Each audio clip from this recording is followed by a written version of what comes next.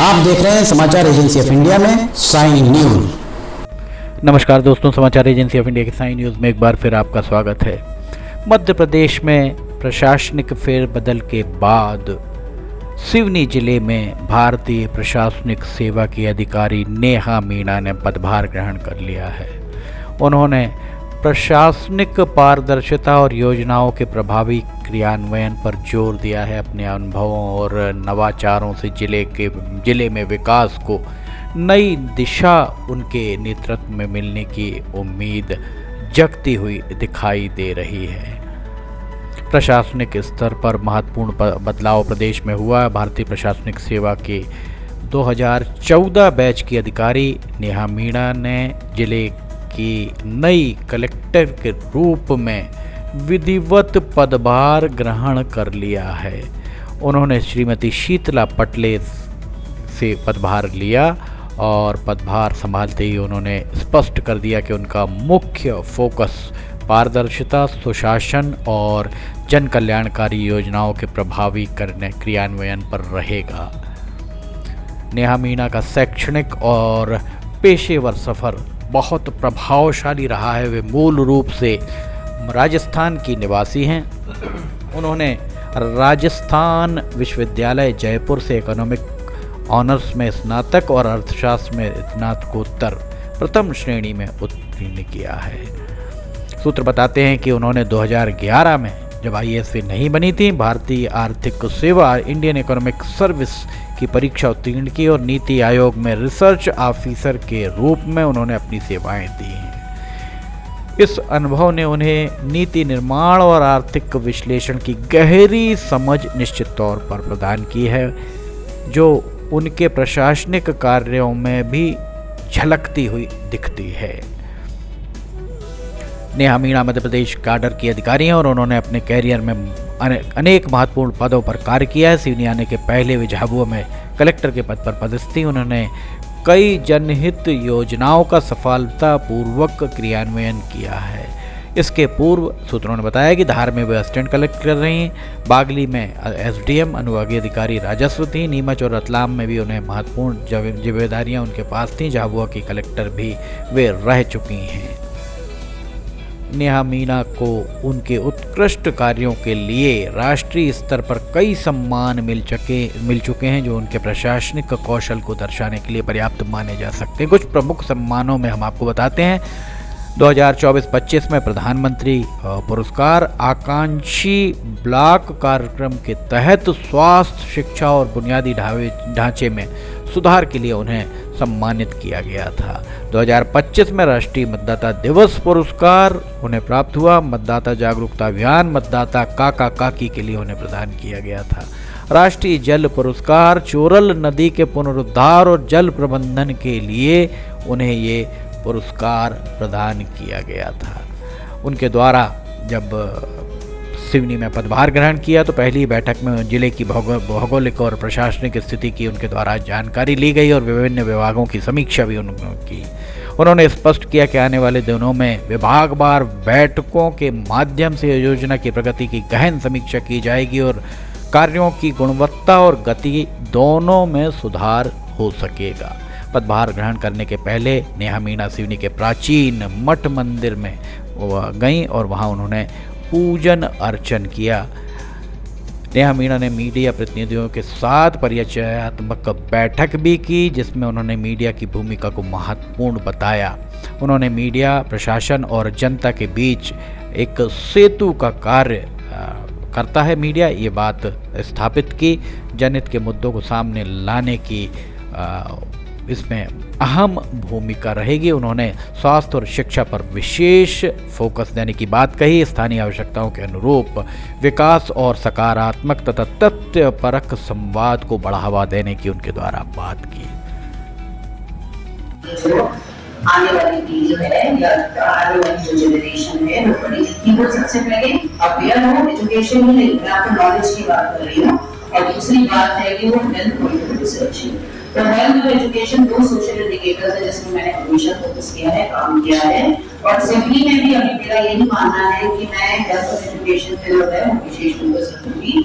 और साथ में मैंने 8 ब्लॉक में से 5 ब्लॉक को प्राइवेट डोमिनेंट है चूंकि मेरा इधर जिला को पूरा ही ट्राइबल डोमिनेट है, मेरा ट्राइबल वेलफेयर और ट्राइबल जो स्कीम्स हैं उसमें काफी अच्छा अनुभव रहा है। तो मैं पूरा प्रयास यही करूंगी कि यहाँ पे जितने भी स्पेसिफिकली जो ट्राइबल वेलफेयर के लिए जो स्कीम्स बनाई गई हैं उनको हम लोग ग्राउंड लेवल पे पूरी पारदर्शिता से और पूरी ईमानदारी से उसका हम एग्जीक्यूशन करवा सकें। और साथ में हमारे जो हॉस्टल्स हैं बच्चों के, स्पेशली आदिवासी बच्चों के जो हॉस्टल्स बने हुए हैं उसको पूरा विशेष रूप से ये तीन कुछ प्राथमिकता है जो मैं मेरी तरफ से निर्धारित करके आई हूँ।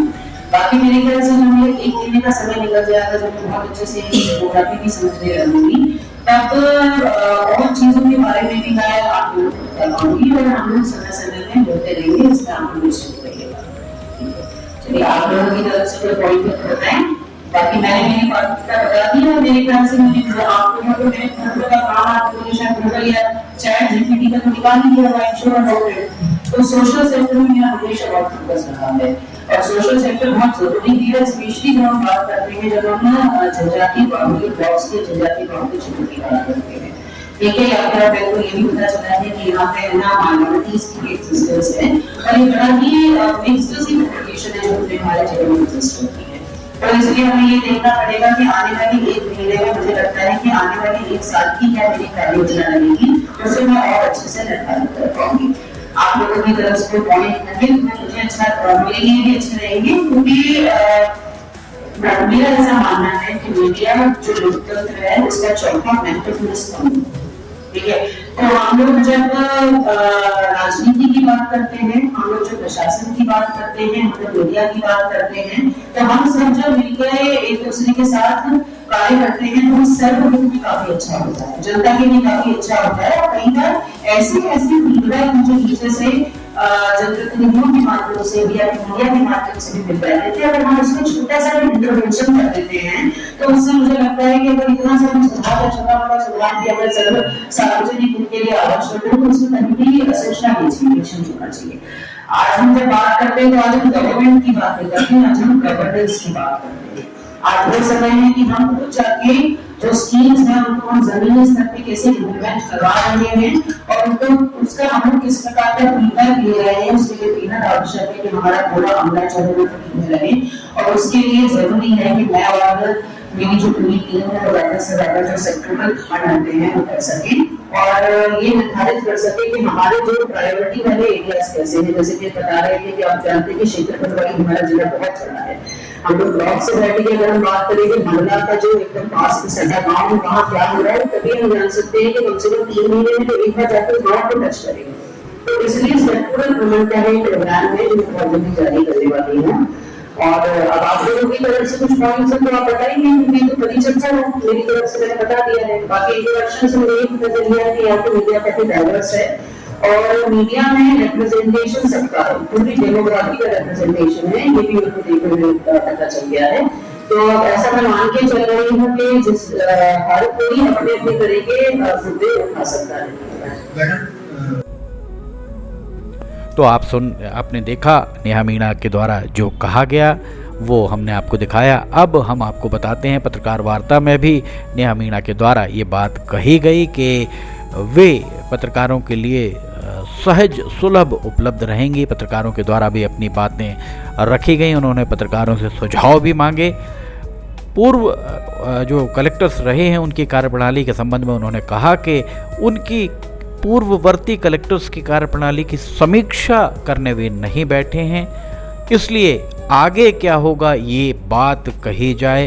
पत्रकारों का ये भी कहना था कि पत्रकार चूँकि सिवनी में ही हैं और वे प्रशासनिक मुखियाओं को आते और जाते देखते हैं और अंत में जब शुरुआत में कोई भी नया प्रशासनिक मुखिया आता है वे अपनी प्राथमिकताएं बताता है, मीडिया से संवाद की बात कही जाती है, पर जब उनका तबादला होता है उसके कार्यकाल के बीच में वे जो भी कलेक्टर्स रहे हैं, प्रशासनिक मुखिया रहे हैं, वे मीडिया से पिछले 4-5-6 कलेक्टर्स की अगर बात करें तो मीडिया से बहुत ज़्यादा एक ही बार रूबरू हो पाते हैं, उसके बाद रूबरू नहीं हो पाते हैं। इसलिए मीडिया कर्मियों का ये भी कहना था कि वे चूँकि सिवनी के निवासी हैं, कलेक्टर्स आते हैं और चले जाते हैं और इस सब के चलते प्राथमिकताएं जो शुरुआत में बताई जाती हैं, उन प्राथमिकताओं पर 3 महीने, 6 महीने, 1 महीने या साल भर में कितनी प्रगति हुई, कहाँ तक अचीवमेंट हुआ, ये बात सामने नहीं आ पाती है। इसलिए पूर्व की बातें भी ज़रूरी हैं, ये बात कही गई। वैसे नेहा मीना के तेवरों को देखकर, उनके द्वारा मीडिया से जिस तरह का संवाद किया गया, 1-to-1 चर्चा की गई, उसे देखकर लग रहा है कि आने वाले समय में सिवनी का कुछ तो सिवनी में बदलाव की बयार बह सकती है। समाचार एजेंसी ऑफ इंडिया की साई न्यूज़ के लिए अशोक सोनी की रिपोर्ट। समाचार एजेंसी ऑफ इंडिया की साई न्यूज़ में खबरें अगर आपको पसंद आ रही हैं तो इन्हें लाइक, सब्सक्राइब, शेयर करना ना भूलिए। फिलहाल आपसे इजाज़त लेना चाहेंगे, हम फिर हाजिर होंगे। जय हिंद।